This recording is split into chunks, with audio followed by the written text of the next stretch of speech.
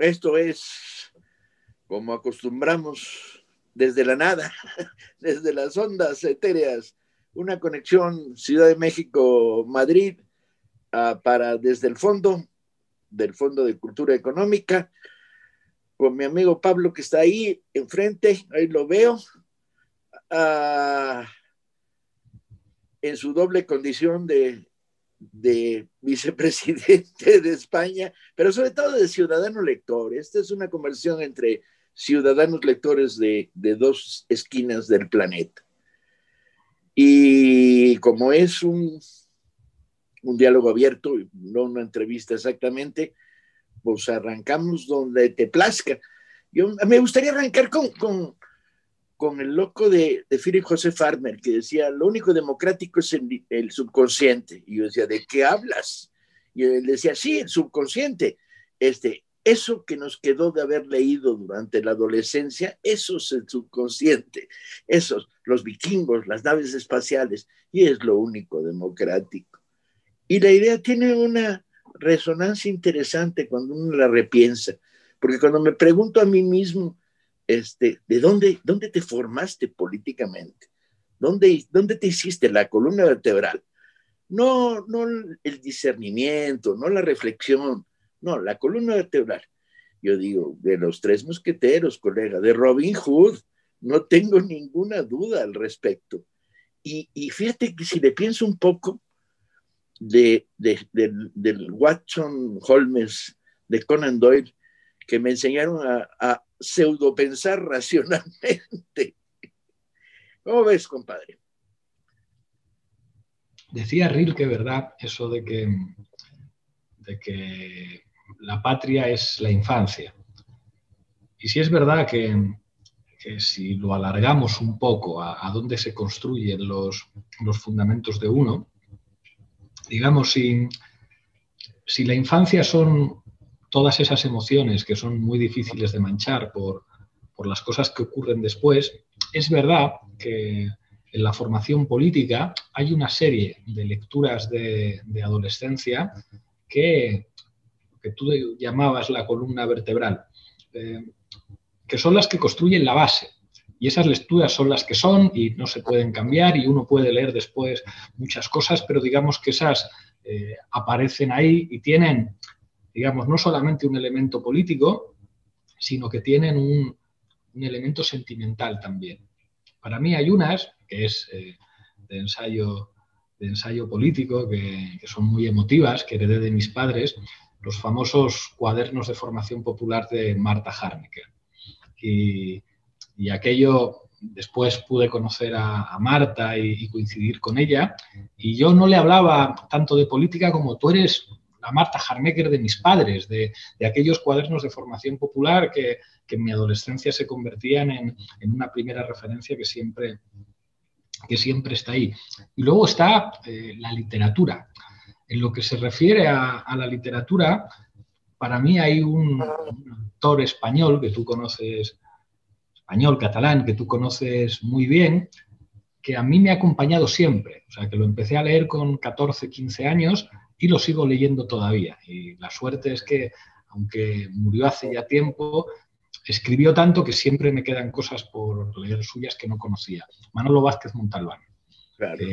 Que de hecho, además, me condicionó a mí para entender qué es lo que tiene que ser un detective. Cuando conocí al Velasco Arán y supe que era abstemio, me jodía enormemente. Es como un detective no puede ser abstemio. ¿Qué es esto de que beba refrescos o que beba Coca-Cola? No lo podía concebir. Y Vázquez Montalbán tiene, digamos, como esa dimensión en la que haciendo novela negra, haciendo ensayo, haciendo teatro con Flor de Nit, haciendo poesía, siempre habla de política. Y para mí es como una referencia que siempre me acompaña.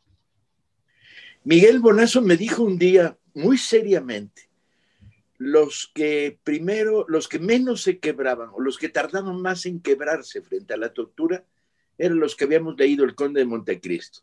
Y yo te le dije, toma ya, sí, me voy a tragar ese caramelo de ese tamaño.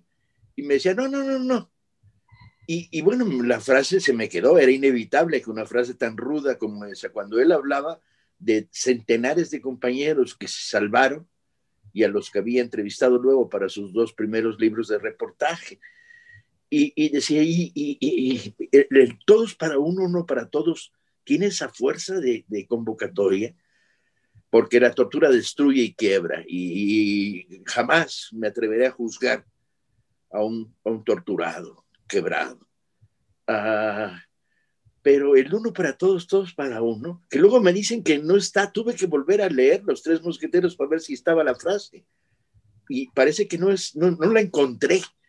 A lo mejor está en el Vizconde de Bragelonne o 20 años después, pero sí es formativa, en el sentido de que la amistad, la fidelidad, el compañerismo, son un elemento constructor de conciencia, ¿no? Me remitía a otra de las frases. Hay frases que te persiguen, son malignas, ¿no? Te pescaron en un momento de tu vida y no te dejan. Que era González Peña, el dirigente socialista de la Revolución Asturiana, cuando lo ponen en juicio y está en pie la condena de muerte, porque primero le quitan su cargo de diputado para poderlo matar. El tipo dice, miren, yo sí estaba ahí, yo sí dirigí, pero no me pidan que vaya más lejos, porque a los amigos y a las ideas se les sirve hasta la muerte. Uf, uf. A los amigos y a las ideas no hace diferenciación, no separa el mundo de la fidelidad política del mundo, y eso te lleva inevitablemente a algunos de los valores originales, o por lo menos a mí como adolescente, incluso ya como adulto, de libertad, fraternidad, ¿no? Igualdad.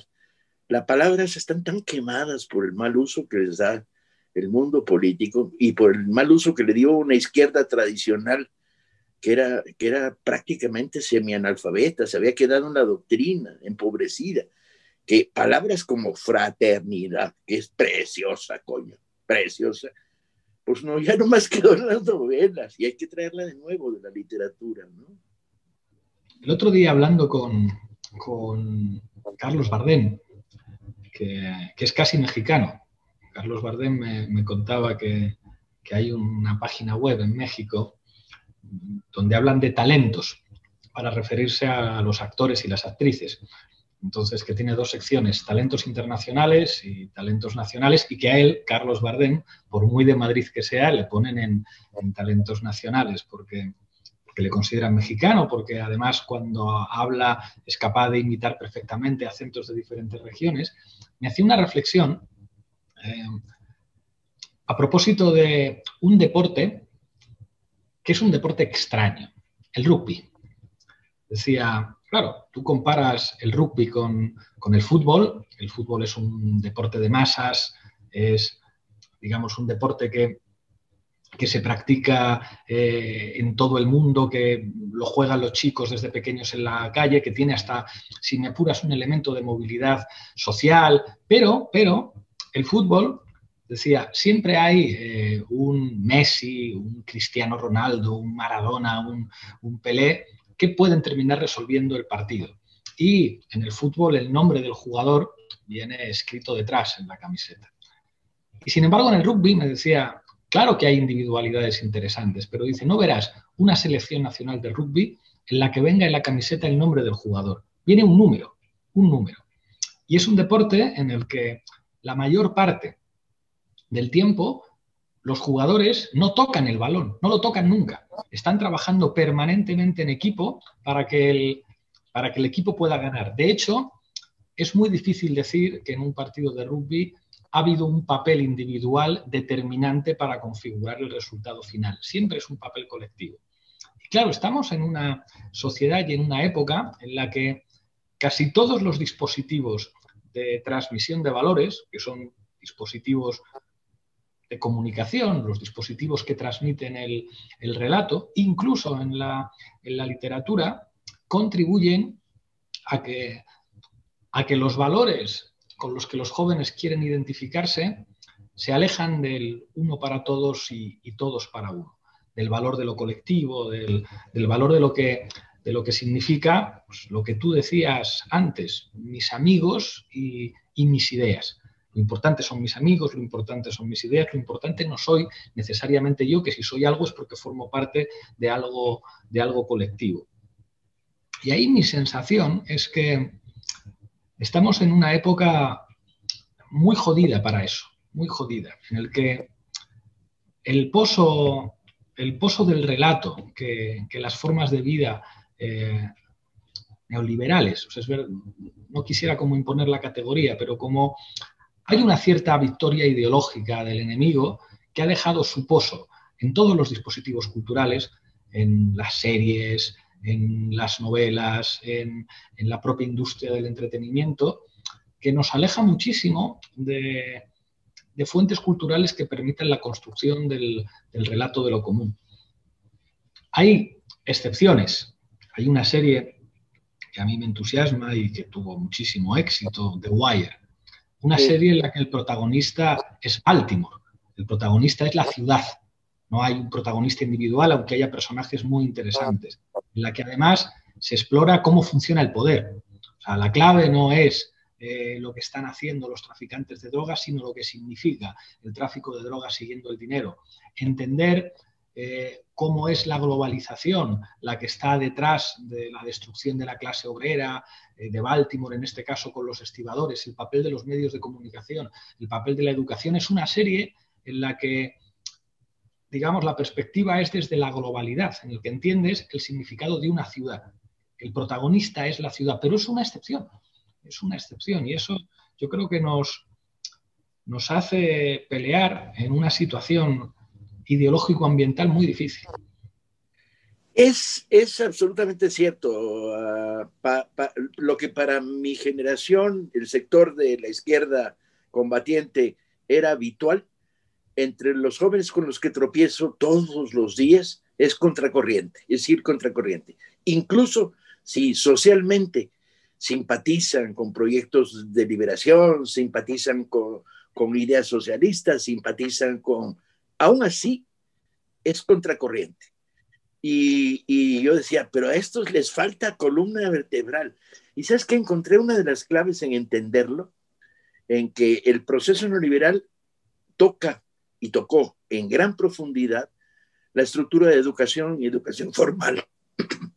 El énfasis está en la educación formal que te permite tener carrera, ser rico, salir, subir.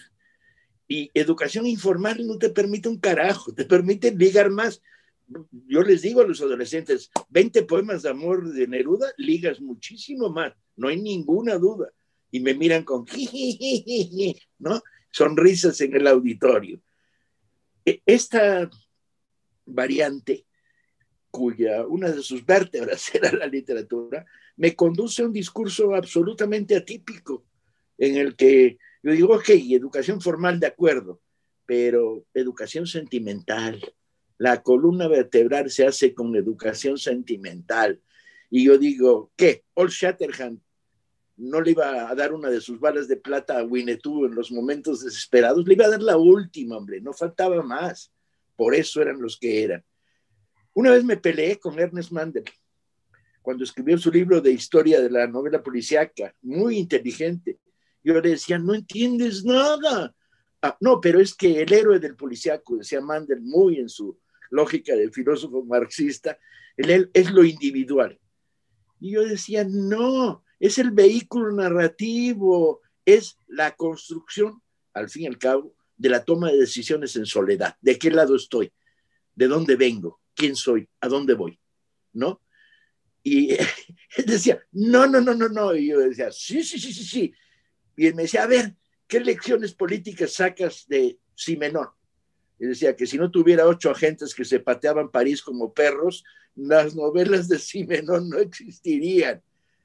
Bueno, es una visión sesgada. Yo decía, desde luego, pues no me has visto, yo vivo sesgado, hombre. No, bueno, pues no llegamos a punto de acuerdo. A pesar de su talento, privilegiaba la racionalidad de la educación formal y yo privilegiaba, obviamente, la educación sentimental. Lo que dices es muy importante. Hay quien piensa vamos a decirlo en clave de provocación, que el marxismo es básicamente una ciencia. Y el marxismo es una posición sentimental que después se llena de ciencia. Es como si se hicieran una serie de numeritos en la pizarra y de los numeritos en la pizarra saliera sangre. Es una emoción. Es decir, no es, digamos, hablar del marxismo como conjunto de instrumentos teóricos, económicos, filosóficos, de análisis de la historia para cambiar la sociedad. ¿Qué es lo que hay detrás de eso? Hay una posición sentimental que además engarza con un humanismo histórico que ha estado en muchas perspectivas, en muchos paradigmas. Negarle eso a la condición humana es no entender lo que somos los seres humanos. Es un fracaso habitual de la izquierda cuando dicen, claro, pero si podemos hacer una fotografía sobre la estructura de clases, ¿por qué quien ocupa una determinada posición subordinada, subalterna en el sistema productivo no vota o actúa políticamente en función de sus intereses? Coño, porque la gente actúa en función de sus emociones, no de sus intereses. Si ya logras hacer que sus emociones vayan en la misma línea que sus propios intereses, entonces eres un gran político. Eres alguien que es capaz, digamos, de operar en las reglas fundamentales del comportamiento humano. Pero pensar que en realidad el relato es eso. Es decir, ¿qué es cuando este era Benedict Anderson, en el debate que tienen los teóricos del nacionalismo? Hay autores primordialistas que dicen que las naciones son preexistentes a la formación del Estado moderno, y están los modernistas que dicen no, las naciones son un constructo de la modernidad. Y Benedict Anderson tiene una tesis muy interesante en la que dice: no existe nación sin novela. El dispositivo tecnológico-cultural que permite imaginar una nación es la novela y el periódico. Uno no se asoma por la ventana y dice, coño, España, porque no lo es. O sea, uno necesita una serie de dispositivos culturales que le permitan hacer imaginar y sentir una entidad política tan importante, tan determinante en la historia de la humanidad como es la nación. Y Benedict Anderson habla específicamente del periódico y la novela. El periódico y la novela, en el siglo XIX, eran probablemente los transmisores de relato más importantes. En el XXI también, con la diferencia de que, digamos, la novela también opera en el relato audiovisual, en el periódico, digamos, se une al periódico el informativo, el programa de entretenimiento, toda una cultura audiovisual que es una cultura del relato, en el que efectivamente, como decías en tu polémica con Mandel, la clave de los personajes es que son vehículos que transmiten determinados sentimientos. Y yo creo que esta es la batalla política fundamental. Yo soy vicepresidente de un gobierno y por mis manos pasan algunas cosas que tienen cierta importancia.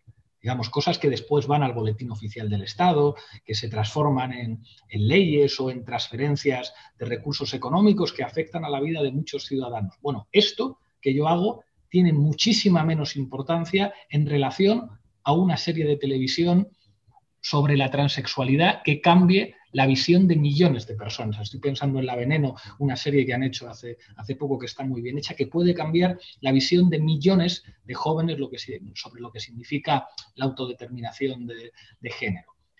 La pelea política fundamental es la pelea por el relato. Los que hacen política de verdad son los fabricantes de relato. El resto, digamos que hacemos notas a pie de página a los relatos que nos construyen. Me llevas a dos esquinas que te van a dar munición. La primera es, yo tardé muchísimo en querer a Marx. Me parecía profundamente aburrido. Su retrato del mundo no cuadraba con la sociedad que yo veía, que con los modificantes de América Latina creaban unas distancias inmensas. Y lo empecé a querer cuando pasaron dos cosas. Primero, que leí dos relatos en los cuales contaban que en las reuniones en Londres, los niños de los viejos socialistas se sentaban en las rodillas de sus padres. Y entonces empecé a imaginarme estas reuniones con los hombres de la Primera Internacional, ¿no? Con sus nietas, sus hijos, etcétera, pululando en la reunión, sentados en las rodillas de su padre, pensando con ellos. Me pareció una escena familiar que tiene que ver con el concepto que yo toda mi vida he tenido del socialismo. Yo soy hijo de dos vertientes. Mi abuelo, que me sentaba en las rodillas, pero para darme en la cabeza con la mano y tenerme cerca, era un viejo socialista de esos rudos, sindicalista de UGT, maravilloso. Y mi tío abuelo, que tenía una vertiente libertaria, había sido periodista socialista, pero también. Y entre los dos, bueno, te tenían en las rodillas a Machado y las cosas importantes. La segunda razón por la que me acerqué a Marx es todavía más rara. Descubrí que un día en Alemania había firmado de esos firmas que te dicen, oiga, usted es cliente importante que pasó por aquí, lo había firmado como una versión en español de La vida sueño de Calderón. Y dije, caray, es el idealismo rudo, La vida es sueño de Calderón. Para mí mi poema favorito del siglo de oro es un soneto de Quevedo y el monólogo de Segismundo en La vida es sueño.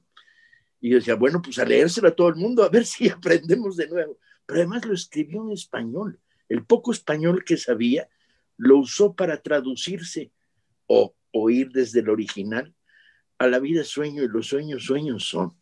Y dije, este tipo me parece cada vez más interesante. La otra esquina en la que me lleva este extrañísimo debate que estamos generando, un conversatorio, es ¿por qué la ciencia ficción fue tan importante en nuestras vidas? La fantasía, tan importante. Porque en el momento en que la literatura social había sido maldita por políticamente comprometida, panfletaria, bla, bla, bla, bla, bla, la ciencia ficción entró por una esquina, se fue a los últimos rincones de las librerías, ¿no? Y era la resistencia, eran los otros mundos posibles que retratan este mundo. Y caray, la virulencia de Philip K. Dick, de Bradbury, de Sturgeon, de Harlan Ellison, tú decías, creo que eso y el haber pasado 6 o 7 años de mi vida en campamentos de huelga, en México las huelgas se hacen a puerta de fábrica, hasta que la policía te saca golpes y entonces, bueno, hay todo un fenómeno de tradición huelguística, de muchas horas de hoguera, muchas horas de tienda de campaña con el frío, donde aprendí a jugar dominó y enseñé a leer a cuanto obrero pasaba en mis manos las cosas más raras que se te puedan ocurrir. Ahí tenían los compañeros leyendo cuentos de Bradbury, leyendo Más que humano. Y eran rápidos encontrando la traducción de la metáfora, porque la literatura te permite la traducción inmediata de la metáfora, con poca mediación, mientras que el discurso político te invita a una reflexión organizada, comparada con tu vivencia para ver si cuadran y ajustada. Educación sentimental. Por eso cada vez que me digan, hagamos un círculo de estudios, yo digo, sí, todos a leer a Chester Himes y las novelas de Harlan. Me dicen, no, Paco, ¿de dónde sacas esta pinche locura? De la vida, colega. He terminado de leer un libro de Daniel Bernabé. Es un periodista español que intenta hacer, digamos, una historia de los últimos 10 años. En un momento de mi vida en el que, al tener 3 niños pequeños, los mayores tienen 2 años y la pequeña un año y 3, un año y un poquito, se llevan un año, no tengo tanto tiempo para leer como tenía antes. Y en este libro hace una cosa que es enormemente difícil, que es prácticamente hacer historia del presente, porque los últimos 10 años son muy difíciles de historiar. Está, digamos, como demasiado presente. Por eso yo creo que lo titula La distancia del presente, para hablar de esas dificultades de hacer historia con respecto a lo que ha pasado hace tan poco tiempo. Y es increíble cuando miramos atrás. El libro este habla de la historia de España, pero esto es muy difícil de desconectar de lo que está ocurriendo en todas partes. En los últimos 10 años estamos viviendo una serie de transformaciones a nivel global, de esas que se producen en periodos históricos muy concretos. Es como si en estos últimos 10 años hubieran sucedido varias décadas en el mundo. Yo creo que si todos volviéramos atrás 10 años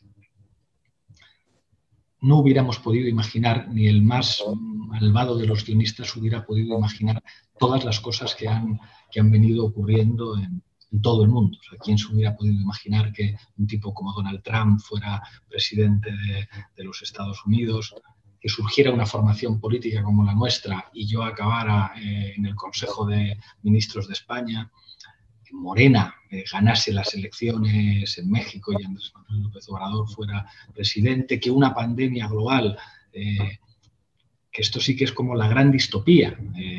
Hace simplemente un año alguien que presentara un guión en una productora diciendo, miren, ¿qué le parece esta serie de ciencia ficción que me he inventado en la que un virus provoca una caída sin precedentes de la economía a nivel mundial y obliga a algunos países a cambiar del paradigma neoliberal al neokeynesiano y que puede tener consecuencias geopolíticas imprevisibles? Nadie se lo hubiera aceptado. Digamos que yo no sé si tú no tienes la sensación de que a día de hoy casi que la ciencia ficción se puede convertir en novela social, porque estamos viviendo en medio de la ciencia ficción. Hay demasiados elementos en nuestra cotidianidad, demasiados elementos, digamos que casi se acercan más al realismo mágico que al realismo mágico, además, como imaginar realismo mágico dentro de la ciencia ficción, que a formas de narrar, digamos, más convencionales o más habituales en otros periodos. O sea, te devuelvo la pregunta. Hacer ciencia ficción a día de hoy tiene el peligro de que la realidad supere no a la ficción, sino que la realidad supere incluso a la ciencia ficción. No me inquieta mayormente. Todo literatura que me pega 2 patadas en la cabeza, la vivo existencialmente. Una conversación con Jorge Semprún fue clave. Él llegó a la Semana Negra, se sentó, se pidió un vino, y yo me senté con mi refresco de cola, cual era obligatorio, y le dije, lo lograste. Y me dijo, ¿qué? Que lograste transmitir la impresión más profunda de lo que es el fascismo. Y dices, sí. Y me dice, ¿dónde?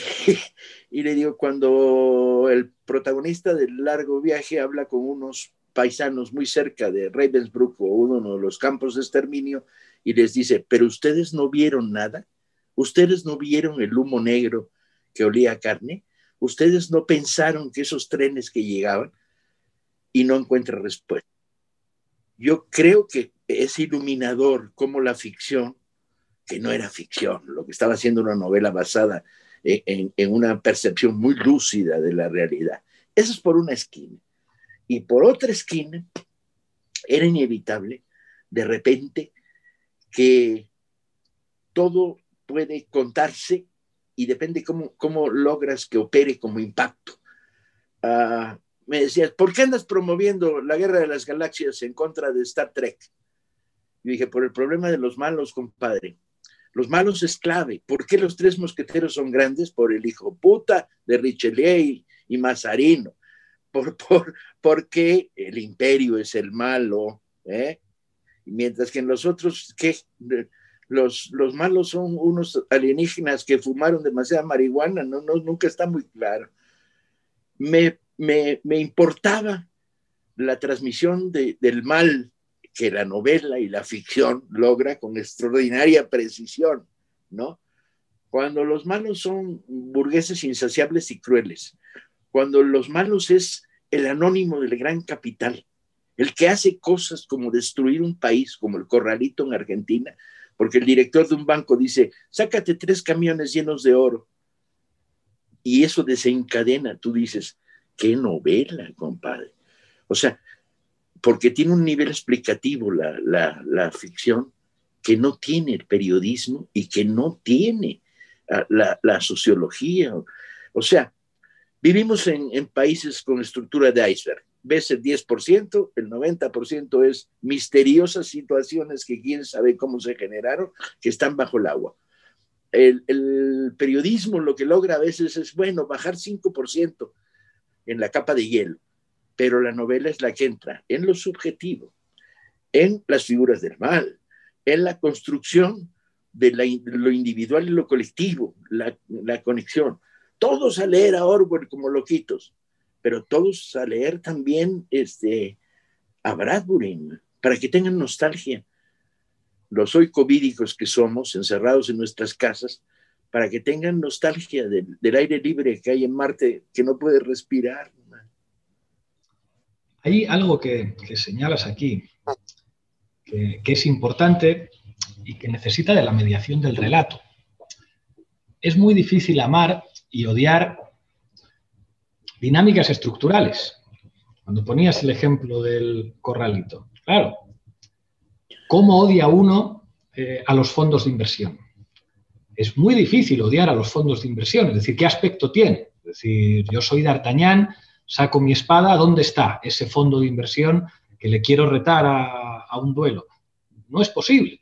Este es además uno de los grandes problemas históricos de la izquierda, hacer el diagnóstico más preciso sobre las estructuras sociales que generan situaciones de injusticia.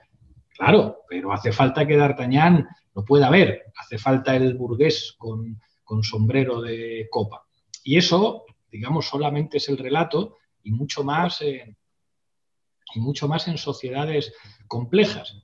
Y sobre todo en momentos en los que, yo no sé si tú no tienes la sensación de que se impone un cierto relativismo, que es una pura desfachatez cuando se plantea, pero que funciona muy bien. Lo ejemplifico. Cuando te dicen, no, es que lo más parecido al fascismo es el comunismo. Esto es una estupidez de principio a fin, pero es una estupidez, digamos, que funciona como discurso, o una cierta praxis periodística que dice, no, yo soy neutral, que es como, ¿no? ¿Cómo que neutral? Es decir, si un señor dice que llueve y otro dice que no llueve, tu trabajo no es reflejar ambas posiciones, es abrir la ventana, carajo, y ver si está lloviendo o no está lloviendo. O nadie se imagina un titular en el gueto de Varsovia, no sé, los judíos denuncian violaciones de los derechos humanos, los nazis las niegan. Pero algo de eso hay en nuestras sociedades, en las que, digamos, en la batalla por el relato, yo tengo la sensación de que necesitamos aumentar los dispositivos culturales que sirven para fijar una posición moral o una posición ética. Uno no puede tener una identidad y una posición ética si esto no está fijado, como decías muy bien al principio, por una columna vertebral en la que quede muy claro qué es el bien y qué es el mal. Luego podemos teorizar sobre lo relativo del bien y lo relativo del mal y los claroscuros y las complejidades, pero cuando uno define su posición ética en el mundo, tiene que tener una serie de referencias sobre a qué nos gustaría que se parecieran nuestros hijos, qué te gustaría que fueran y qué no te gustaría que fueran. Y eso es la Está literatura. claro, está claro. ¿Te imaginas que le ofrezcan un soborno a Philip Marlowe? Con colega, Philip Marlowe era incorruptible. Y esa es una de las condiciones de crear el punto de referencia. La literatura lo que construye es una estructura simbólica de referencias. La gabardina de Humphrey Bogart, que no es de la literatura, sino que tuvo que pasar por el cine, el camello de Lawrence de Arabia y el sol terrible sobre su cabeza, la tenacidad de Espartaco. Yo creo que eso es pensamiento de izquierda puro y duro, puro y duro. Pero sobre todo tiene un elemento, que es que el posibilismo no lo mata. No hay manera de matarte el sol al destierro con 12 de los suyos, ¿no? El sol de Manuel Machado, no hay manera de matártelo. Solo eran 12, coño. Y el sol estaba del carajo, porque en Castilla el sol pega, es igual que en la meseta norteña mexicana. El posibilismo tiene el problema de entrar en el terreno de lo viable, lo posible, y por lo tanto te conduce al terreno de lo negociable. Y no está mal, no está mal la flexibilidad que construye el posibilismo, pero tiene que tener una trinchera interna, y yo hasta donde la encuentro y la busco y la he encontrado a lo largo de mi vida, está en la ficción, está en la creación de esta especie de universo, de puntos de referencia que te dan el placer de la vida y el placer de la lectura, ¿no? Hay un ejemplo de esto, igual lo conoces, Marco Sana, el preso mítico, preso comunista mítico de la dictadura, estuvo más de 20 años en la cárcel, entró además muy jovencito, con 17, 18 años, y salió ya cuarentón. Entonces escribió Decidme cómo es un árbol, digamos, un libro de memorias de su experiencia en la cárcel, y luego cuando sale, y cuenta algo que a él le ocurre que es definidor de esto que dices. Tú imagínate la experiencia de un joven comunista en las cárceles de Franco durante más de 20 años, todas esas experiencias de lucha. Entonces, una de las primeras cosas que él hace cuando sale de la cárcel es ir al cine y va a ver Espartaco.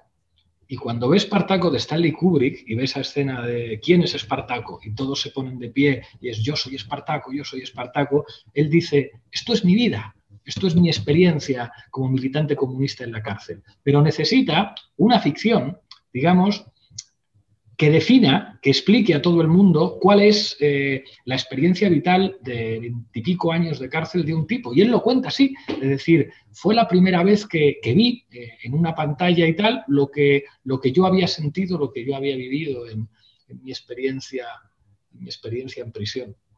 Y esa ficción es en realidad mucho más importante que la realidad. Fíjate, el libro este del israelí que se ha hecho tan famoso, Hariri, el que se llama Sapiens, de simios a dioses, o no sé qué. Fue muy famoso, no sé si lo has leído, se convirtió en un bestseller. Cuenta una cosa que me encantó. Digamos que me interesa sobre todo la parte de la prehistoria. Cuenta, que esto es muy divertido, que por lo visto el marxismo tiene mucho éxito para describir las sociedades prehistóricas, es decir, una perspectiva de análisis que diga todo se fundamenta en las relaciones económicas. El surgimiento de las sociedades agrarias tendría que ver con la necesidad económica de los grupos humanos, de alimentar a más grupos humanos, y cuenta una hipótesis que a lo mejor no es verdad, pero que es muy interesante. Por lo visto, en algún lugar de Mesopotamia o no sé dónde coño, se tiene localizada la primera gran sociedad agraria que construyeron aquellos Homo sapiens. Y la hipótesis que se ha podido validar a partir de estudios genéticos del trigo, que por lo visto el primer trigo que se cultiva de manera organizada humanamente es allí, no sé qué. Después, excavaciones arqueológicas han llegado a la siguiente conclusión, que es bien divertida. Y es que allí, por alguna razón, un grupo de Homo sapiens se pusieron a construir un templo. Y como era tan grande el templo que tenían que construir para adorar a vete tú a saber quién, pues tuvieron que organizarse para cultivar la tierra de manera organizada, incluso durante generaciones, para poder alimentar a los trabajadores del templo. Es decir, que en realidad la pedrada del grupo de Homo sapiens que dijeron construyamos aquí un templo para adorar, el relato, es decir, como el cuento que se contaron a sí mismos, es lo que fundamentó un comportamiento de la comunidad que implicó un cambio de paradigma en términos de organización social y pasar de una sociedad de cazadores-recolectores a una sociedad agraria. Y esto es muy divertido. Y esto es muy divertido porque es más una necesidad de espíritu la que hace trascender a la sociedad humana que al contrario, que es como habíamos creído siempre en el marxismo, que en realidad las ideologías y la cultura no son más que funciones asociadas al mantenimiento de una determinada estructura económica. No sé si esto será verdad o no, pero es muy atractivo. O sea, es como si en realidad los novelistas y los druidas controlaran el mundo. ¿Sabes qué? Me estás poniendo nervioso porque empiezan a brotar como fuente cosas. Los poemas de Brecht, ahora te cuento. una novela como la de Golding, que escribió sobre los neandertales, los herederos. Es inquietante la novela de Golding, porque logra una de las cosas más importantes desde mi punto de vista para la política, que es, te toma un neandertal y lo convierte en personaje. Y claro, ¿qué vas a hacer? Identidad con el neandertal, que está muy feliz y está muy contento y come frutitas y cazan y de repente empieza a ver signos extraños en el panorama. Ve una hoguera a lo lejos, pero no cayó rayo. Ah, coño, ¿no? Ve un cultivo de manzanas, pero ¿y qué, cómo? No, pues si las manzanas crecen de árboles, pasa uno y se las come. Y está empezando a ver algo peligroso en sus horizontes. Cuando Golding logra en Los Herederos que tú tengas una identidad amorosa con el personaje, te dice lo que viene, los signos ominosos son los cromañones. Y tú dices, pero yo entonces soy neandertal o soy cromañón. No, yo soy los otros, me cago en tu madre, aprende la gran lección. Los otros somos nosotros. Lo logran Richard, y mira, es la ciencia ficción en Golding, premio Nobel luego, que se equivocaron al dárselo porque no se lo merece 30 veces. Pero Richard Matheson, Soy Leyenda, la novela de los vampiros, mal llevada al cine y destruida por el cine. El personaje es alguien al que los vampiros persiguen y tiene su casa cercada y es el último humano en la tierra y los vampiros, y de repente la reflexión toma el punto de vista de los vampiros. Los vampiros son la mayoría. El mal es ese no vampiro que en las noches mata niños y clava estacas en los cuerpos. Hostia, los otros son la clave. El pensar en términos de los otros es ampliar el espacio de nosotros. Si la izquierda tiene que lograr algo, es ampliar su espacio de nosotros, porque es entender. Y luego, la otra esquina en la que me lleva, te estoy tirando piedras por todas las ventanas. Brecht. Estamos intentando formar círculos de estudio en Morena y entonces me preguntaron qué opino y dije, nadie puede pasar al nivel 2 si no ha dado respuesta a las preguntas a un obrero que lee de Brecht. Sí, si no ha dicho quién construyó las pirámides y quién hizo los banquetes de Felipe II y quién. Si no han logrado dar respuesta a las preguntas de Brecht, no puedes pasar al nivel 2. Y todos los diputados, obligatorio que den respuesta a las preguntas de Brecht. ¿Y qué respuestas dieron? A mí no me creen, pero como soy línea dura y como se me concede una cierta autoridad en el problema de la formación de militantes, porque soy el vivo ejemplo de una generación de militantes, yo creo que vamos a ganar la batalla de el que no lea y que no dé respuesta a las preguntas de Brecht a un obrero que lee, no puede pasar al nivel 2. Yo creo que la vamos a ganar. Ya me contarás. Vamos, practíquenla, compañeros, en las escuelas de formación de Podemos. El que no te pueda dar esas respuestas no puede estar en una organización. Son las preguntas básicas. ¿Quién construyó las pirámides? ¿Quiénes eran los galeotes en la batalla de Lepanto? ¿Sí? Porque si no, la percepción del mundo es la contraria a la que intentamos ofrecer, exponer, construir, ¿no?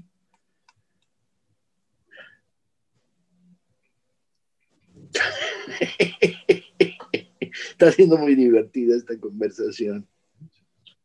Muy divertida porque entra en un terreno de lo sugerente y porque no estamos sujetos a autocensura. Podemos decir salvajadas como yo prefiero a Simenón a Joyce, puedes decirlo y nadie, desde luego alguien tratará de perseguirnos con un palo y unos cuantos clavos para clavarnos en una cruz, pero permite la libertad de ofrecer estas experiencias lectoras como vivencias. ¿Dónde saqué gasolina para vivir hasta los 70 años? Pues la saqué de Soriano y Cuarteles de Invierno y No habrá más penas ni olvido. No habrá más penas ni olvido, una frase que me persigue. La saqué de Blas de Otero, ¿no? La saqué de Celaya, ¿sí? Como un pulso que golpea las tinieblas. Oye, jodido, ¿qué papel me pones en la vida? ¿Sí? ¿Qué me propones como destino vital? Un pulso que golpea las tinieblas. Anda la madre de la hostia. Ese Celaya, el que conocí afortunadamente cuando yo era niño, bajando de un tren acompañado de 2 policías que le cuidaban la maleta, ¿no? Para dar una conferencia en el Gijón franquista, ¿no? Se veía bien, era como imponente.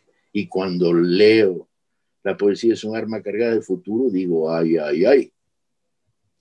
Y dirán, ay, eres un sentimental, pero desde luego, cuando escribí la biografía del Che, puse especial énfasis en decir, y el Che claramente era vagabundo, romántico y aventurero. Y el que diga lo contrario, que se lea el pinche tomo de 500 páginas donde lo demuestra. Y estos son valores peyorativos para una izquierda de ortodoxia plana, ¿no? Vagabundo, romántico y aventurero. Vagabundo el que vaga por el mundo. Romántico el que pone por delante el valor de las emociones y de las fidelidades. Aventurero el que concibe la vida como una permanente aventura, ¿no? Maticemos, si quieren, maticemos muchísimo, porque claro, la apertura de debates como estos luego te obliga a niveles de matiz, ¿no? La frase afortunada derrota en el primer round, pero pierde en el segundo round y en el tercero, ¿no? Pero ahí está, ahí está.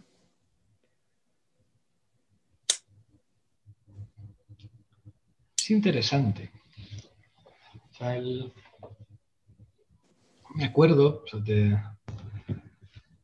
la creación del mito ha sido algo que muchas veces cierta izquierda ha despreciado. Se me viene esto a la cabeza porque se mezclan cosas. Estoy preparando una entrevista que voy a hacer pronto al hijo de Vázquez Montalbán.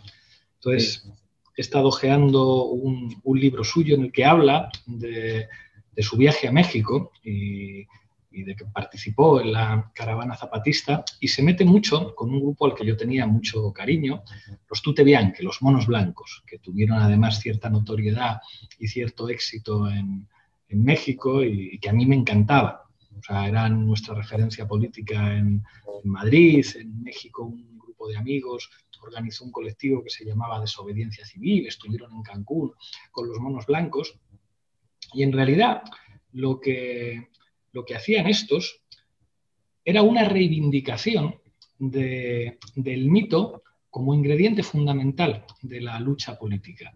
Reivindicación del mito y reivindicación del disfraz. Tú no sabes el enorme placer que era cuando íbamos a las movilizaciones. Yo lo viví por primera vez en Italia en el año 2000, ir a una movilización con el mono blanco. El mono blanco era un disfraz, el mono blanco era también una capa que te convertía en superhéroe, era una divisa, era un símbolo que en sí mismo se convertía en un dispositivo que generaba identidad y que llevaba, digamos, una enorme carga ética en sí misma. Eso es algo que su comandante Marcos fue capaz de inventar en su momento. ¿Cómo es mucho más importante la imagen que yo proyecto, lo que dice eso políticamente, lo que expresa eso políticamente, respecto a lo que hay detrás? Si detrás hay un arma que dispara o no dispara, o si esto es una simple indumentaria militar que tiene una funcionalidad concreta. Mucho más importante que eso es la capacidad de emisión que de repente tiene un enmascarado. El símbolo del enmascarado es en sí mismo más importante que, digamos, la fuerza material que tenga detrás. Eso yo creo que es algo que ha tenido momentos de importancia en la izquierda, pero que no siempre se valora en toda su medida. O sea, como que es imposible hacer política si esa política no viene acompañada permanentemente de relatos que sirvan para apuntalar, digamos, ¿cómo decir? un objetivo, una posición moral, una posición ética. De nuevo, o sea, es una cosa que me obsesiona. Quien domina el relato manda. Quien tiene el poder para explicar qué es lo que está pasando, quien puede definir quiénes son los vampiros, que son mayoritarios y por lo tanto el asesino es el humano que va asesinando niños con estacas, es el que tiene el poder de verdad. Sí, sin duda, sin duda. La historia está repleta de narrativas que terminan con moraleja. Hay que invertir las moralejas, ¿sí? La zorra y las uvas, no era así, es al revés de como lo cuentan. Caperucita iba al bosque porque le gustaba. Y la bella durmiente, cuando le dio beso al sapo, se le convirtió en neoliberal y no en príncipe. Solo las armas de la literatura tienen las habilidades de voltear, invertir las moralejas. Me peleo sistemáticamente contra las mentalidades que establecen que si hay humo es que hay fuego, es que hubo fuego. Mentira, si hay humo a lo mejor sí, a lo mejor no. Todas estas verdades de moraleja facilona que construyen el sustento ideológico de una buena parte de la población y que se levantan sobre lo peor de nosotros, duda, desconfía, ten miedo. Los judíos son los responsables de la carestía, los banqueros judíos, esa entidad semimágica, que luego leí las historias de los Rothschild y eran bastante más simpáticos que los varones del acero que pactan con Hitler. Yo qué sé, vamos a leer un montón de novelas, vamos a ponernos a leer y vamos a hacer leer y leamos poesía y cuidemos la educación sentimental. Yo creo que esa es la lección hacia una vieja izquierda que trata de volverse nueva. Esto que dices, ahora yo paso mucho tiempo con mis hijos pequeños. Los dos mayores tienen 2 años y 1 mes. Pues ya han empezado a hablar muchísimo y casi todo lo que dicen y lo que relacionan tiene que ver básicamente con los cuentos que les leemos. Los cuentos que les leemos, que además es impresionante, pero ellos no saben leer todavía, entonces ellos van identificando las imágenes. A veces les hemos puesto también en la televisión algún cuento infantil que algunos son mejores que los de mi época, se alteran algunos roles de género y, digamos, son mucho menos machistas que los dibujos animados que yo veía de pequeño, pero me impresiona que buena parte de sus razonamientos, de sus primeros razonamientos éticos, tiene que ver con lo que van diciendo sus cuentos. Hay un ratón, un cuento de un ratón, que se dedica a mirar dentro del pañal de todos los animalitos. Entonces, cabra, ¿puedo mirar dentro de tu pañal? Entonces mira dentro del pañal de la cabra y es como, claro, hay cacas de cabra, con forma de cacas de cabra. Y así, finalmente, que además es una cosa, digamos, que normaliza entre los niños mirar dentro del pañal, y así van todos los animalitos. Y entonces van descubriendo las cacas de perro, las cacas de vaca, las cacas de caballo, hasta que finalmente todos los animales rodean al ratón y le dicen, bueno, ahora te vamos a ver el pañal a ti. Entonces se quita el pañal y ven que no tiene caca porque les dice, ¿cómo es que tú no tienes caca? Porque yo tengo un orinal. Es un cuento que está destinado a que los niños aprendan a que usar el orinal puede ser algo deseable. Y es impresionante cuando llevo a mis hijos al baño, al orinal, y dicen, como el ratón, como el ratón. Es increíble, es increíble. Es como para algo aparentemente tan sencillo, tan básico como cagar en un orinal, hace falta el cuento, hace falta emular al héroe, al ratón. El ratón es la referencia para decir, yo voy a hacer como el ratón. El otro día uno de ellos se chocó contra la pared o algo y dijo, como el dragón Zok, porque el dragón Zog, que es un dragoncito que está aprendiendo a volar, cuando está aprendiendo a volar, choca contra un árbol y viene una niña que está llamada a ser princesa, pero que no quiere ser princesa, que quiere ser médico, viene a curarle al dragón. Y mi hijo Leo, cuando se chocó con la pared, dijo, como Zog, como el dragón. Y me llama la atención que siendo tan pequeñitos, ya digamos, su primera estructura de lenguaje y de pensamiento es a partir de los cuentos que les leemos y las historias que les contamos. Ellos están obsesionados con la vaca Lola. La vaca Lola, la vaquita Lola, cántanos la vaca Lola. Entonces, les hemos explicado que no podemos cantarles la vaca Lola todo el día porque la vaca está pastando hierba en el prado o que no tiene pilas. Y entonces ellos mismos hacen el razonamiento y dicen, claro, la vaca Lola está pastando en el prado, no tiene pilas, pero es el relato. O sea, es un cuento a partir de una vaca que es una vaca de ficción, pero que se convierte en su principal referencia cognitiva. Extiéndete y di todos como D'Artagnan, compañeros. Todos, uno para todos para uno. Todos preguntando, ¿y qué? ¿No lían el humo negro? Todos reflexionando sobre la historia, el pasado y el presente a partir de la construcción de una columna vertebral levantada sobre las emociones, la literatura, la ética, la moral, ¿no? ¿Cómo es posible?